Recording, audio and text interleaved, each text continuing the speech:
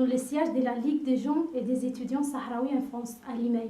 Je suis avec la présidente de la Ligue des jeunes sahraouis, Aziza. Aziza, quel est le but de votre association? Bonsoir à vous. Alors, le but de notre association est tout d'abord l'indépendance du Sahara occidental, et c'est de promouvoir en fait la cause juste et noble du peuple sahraoui, notamment à travers les différentes actions qu'on a à mener sur le territoire français, et puis aller à la rencontre aussi des étudiants et des jeunes français pour essayer d'avoir un quelconque soutien. On a également fait l'opération métro.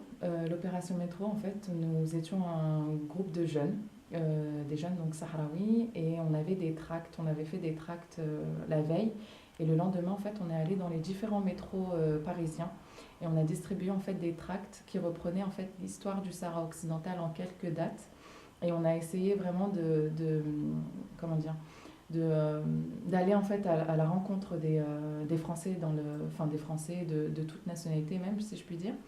Et on leur a expliqué en fait l'objectif de notre action et pourquoi en fait on était amené justement à faire ce type d'organisation. Et les difficultés que vous avez trouvées?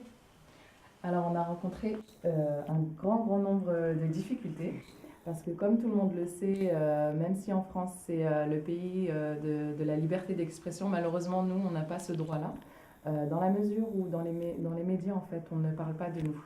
Donc c'est vrai qu'on a eu un peu plus de difficultés en fait pour essayer d'apporter notre message.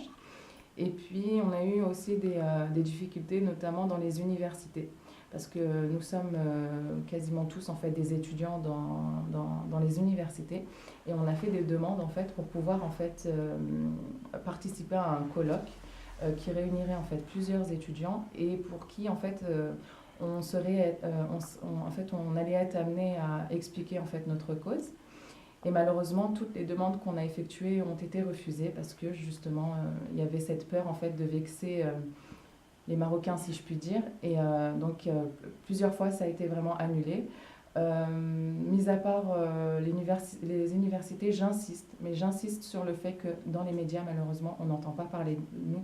Et ça, c'est la plus grosse difficulté qu'on rencontre. Enfin, je vous remercie pour votre participation et merci pour nous accueillir, Radio Mouezirat.